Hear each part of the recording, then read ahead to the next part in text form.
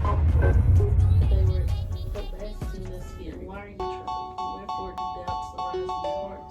Behold, God is with you. And see, for a spirit hath not fled. Put your hand into my hand, the mark. Thomas is the one that says, God, until I see it, I won't believe it.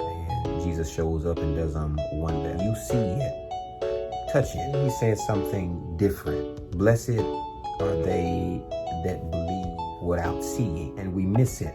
Blessed are they that need not see it. And we say that Thomas needed to see it. No, he didn't. No, he didn't.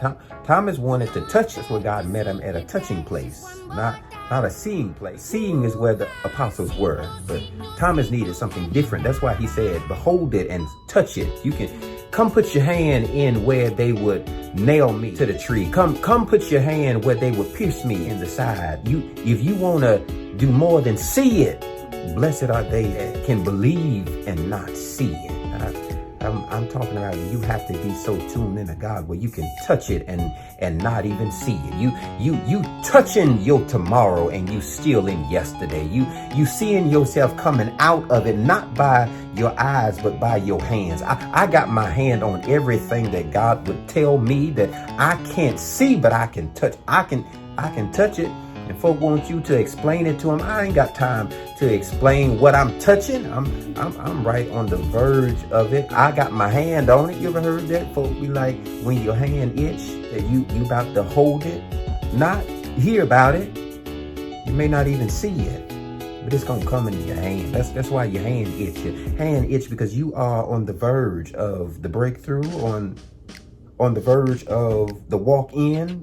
You're on the verge on the step out. You on the verge of the get up, the go between. I can't get nobody.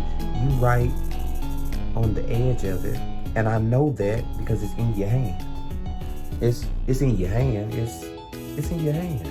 I can't hear nobody. It's in your hand. Touch somebody next to you and say, it's in your hand. It's in your hand. It's in your hand.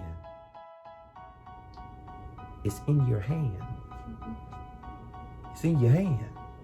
Everything you need is in the hand.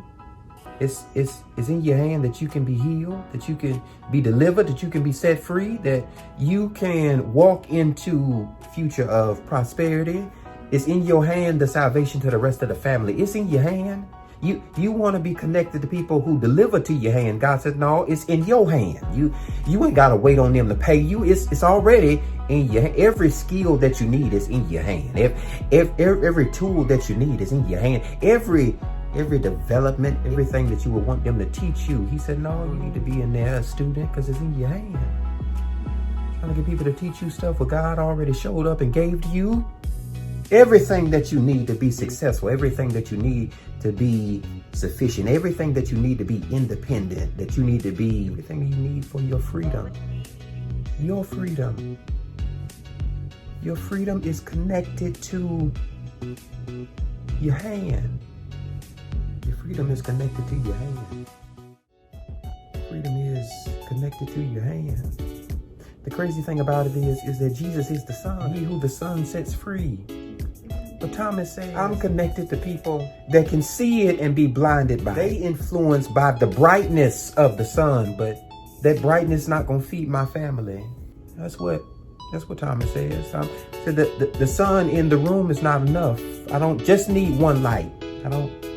I can't come to church and not bring anything home. I can't keep going to the office applying for it and not getting it. And then I come home with an excuse about what I seen at the light. I need to carry the light home. Put it in my hand. He said, I want to touch it. I want to behold it. I want to have it in my hand.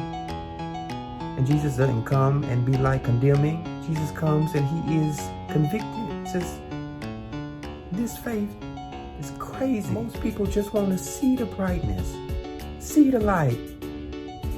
But it's something different when you so plugged into helping other people where they miss it because it's too bright, but you holding it so if it ever burns dim in them, you can recharge them with what's in your hand. You can. That's why he left and said, greater works than these. You'll be able to lay hands.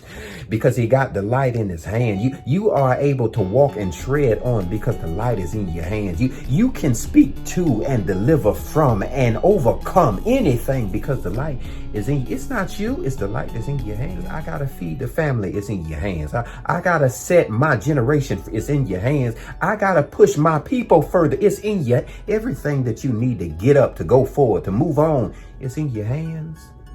He says, I need you to not just see it. You have to stop looking at the brightness of it and envelop in, can I hold it? I don't want to just be talking about the Jay-Z's and Beyonce's. I want to be one with the sun, that I'm free from everything that would hinder me and my family. I hold it in my hand. That's what he said. That's what he said. He said, God, it's not enough for me to see it. You show up. Don't just show up, but show up and show out. Show up, show out, and turn a whole show out. To turn off the light, but they'll think they can see. And with their blindness, they can't understand, they're in darkness, thinking there's light because their eyes have adjusted. I'm not falling that easy. Because when you can't see it, you have to feel for it. You have to put your hand on it. You gotta feel around until you feel God in the when you can't see him, feel for him. You gotta feel the God that cares when you cry. You gotta feel the God that cares about you asking him why certain stuff happened. You gotta feel for him in a room. Everybody else is enveloped in the blindness of they've adjusted to sin. Can you feel God in a place where nobody else can feel God? Says, I gotta feel it in my hand. So I'm connected to people who play God. But you have to have a feeling for God. Can you feel? Tired of